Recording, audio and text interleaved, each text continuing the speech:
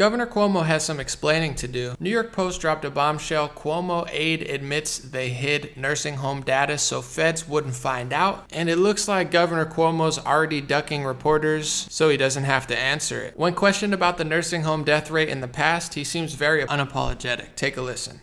The State Department of Health followed federal guidance. So if you think there was a mistake, then go talk to the federal government. It's not about pointing fingers or blame. It's that this became a political football, right? Look, whether a person died in a hospital or died in a nursing home, the people died. People died. I was in a hospital, I got transferred to a nursing home, and my father died. My father was in a nursing home, got transferred to a hospital, and my father died. People died. New York State, we're only about 28% only, but we're below the national average in number of deaths in nursing homes. But who cares? 33, 28, died in a hospital, died in a nursing home. They died. Why is he so arrogant? Well, he's a Democrat, so the media covers for him and blames Ron DeSantis for everything that Cuomo's actually doing. You would think that bodies are dropping dead left and right in Florida, but it's actually not the case at all. If you look at deaths per capita over the coronavirus pandemic, New York and New Jersey, both with a Democrat governor, have the most deaths per capita, and it's been that way for a while. In fact, Florida at the current moment's not even in the top 25 states, despite the fact that people from all over the country are traveling there to get a little dose of freedom and vacation without being treated like a criminal or a slave. Even liberal media is starting to report on it. Take a look. There is a developing story getting a lot of attention out of New York this morning.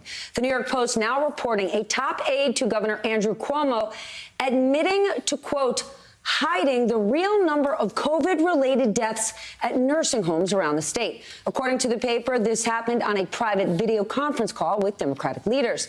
The Post also says Melissa DeRosa apologized to lawmakers and went on to allegedly say the state, quote, froze and were worried the real number would be used by then-President Trump to attack the state and other Democrats. Two very important notes here. NBC News has not heard the audio, nor have we independently verified it ourselves. In response, a senior advisor to the governor tells us this.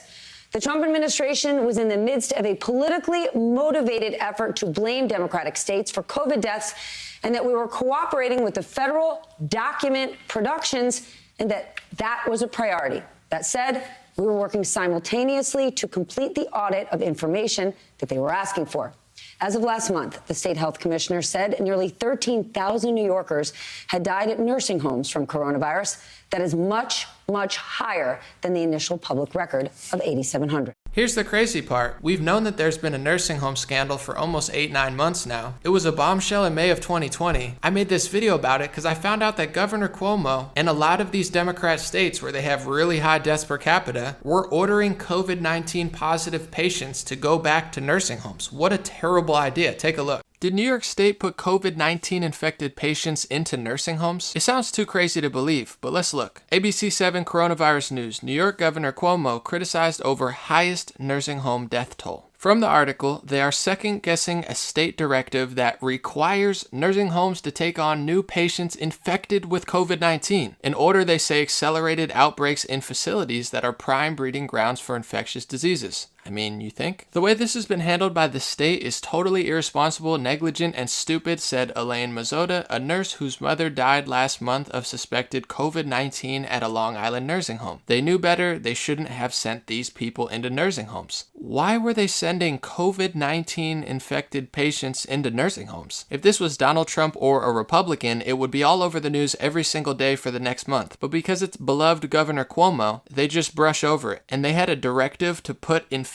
COVID-19 people into nursing homes who we know are the most at risk of dying and getting infected. It's absolutely insane, disgusting, and ridiculous. But partisan politics will ensure that people just won't seem to care about this.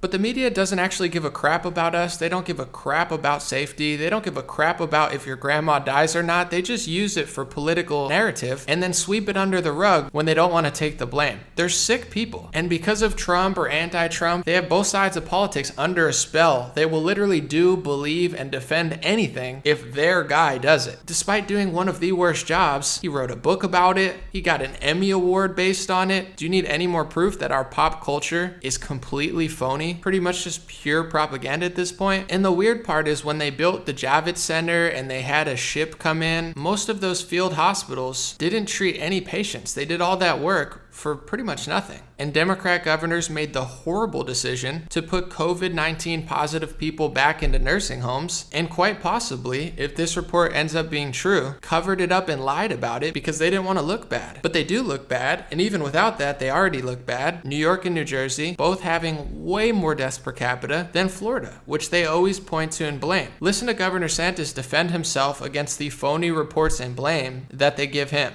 There was some type of report about potential travel restrictions on Americans and on Floridians, and I think it's an absurd report that they would be doing that. I think it would be unconstitutional, it would be unwise, and it would be unjust. And if you think about it, restricting the right of Americans to travel freely throughout our country while allowing illegal aliens to pour across the southern border unmolested would be a ridiculous but very damaging farce. So we will oppose it 100%. It would not be based in science. It would purely be a political attack against the people of Florida. And it's unclear why they would even try talking about that. Just look at the COVID situation in the state of Florida. So since December, the last couple months, Florida's cases per capita compared to the rest of the country, 28.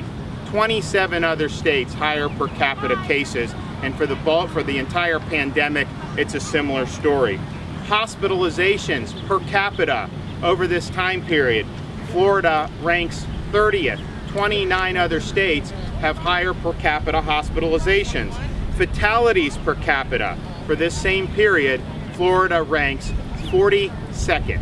41 states have higher per capita fatalities. So since December 1st, well over half the country has seen much worse COVID results than here in Florida. But all you have to do too is just look at some of the trends. ED visits for COVID-like illness is down 60% in Florida over the last 30 days. That's the number one indicator for COVID spread.